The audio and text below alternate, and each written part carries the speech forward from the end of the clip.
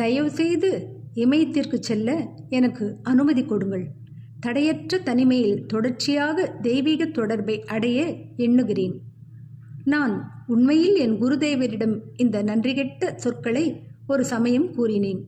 அவ்வப்பொழுது சாதகர்களை தாக்கும் இனம் புரியாத மாயையினால் பீடிக்கப்பட்டு ஆசிரம கடமைகள், கல்லூரி படிப்பு இவைகளில் ஒரு பொறுமையற்ற நிலை வளர்வதை உணர்ந்தேன். இத்தவற்றை சற்றே குறைத்து காட்டக்கூடிய சூழ்நிலை என்னவெனில், என் திட்டத்தை வெளியிட்ட சமயத்தில் எனக்கு ஸ்ரீ யுக்தேஸ்வரை தெரிந்து 6 மாதங்களே ஆகியிருந்தன. நான் அவருடைய ஓங்கி உயர்ந்த பெருமையை முழுதாக புரிந்து கொண்டிருக்கவில்லை.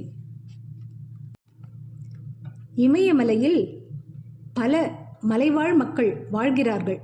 அவர்களுக்கு இன்னும் கடவுள் தரிசனம் கிடைக்கவில்லை என்று என் குருவின் பதில் மெதுவாகவும் சாதாரணமாகவும் வந்தது. ஞானத்தை அசைவற்ற மலையிடம் இருந்து தெரிந்து கொள்வதை விட ஓர் ஆத்ம ஞானியிடம் இருந்து தெரிந்து கொள்வதுதான் மிகவும் நல்லது என்றார். குருதேவர் தான் என் ஆசிரியரே தவிர ஒரு மலை அல்ல என்பதை அவர் தெளிவாக குறிப்பிட்டு காட்டியதையும் மறுத்து எனது வேண்டுகோளை மறுபடியும் விடுத்தேன். ஸ்ரீ யுக்தேஸ்வர் பதில் ஏதும் கூறவில்லை. அவருடைய மௌனத்தை நான் சம்மதமாக எடுத்துக்கொண்டேன். இது ஓர் ஆபத்தான ஆனால் வசதியான விளக்கம்.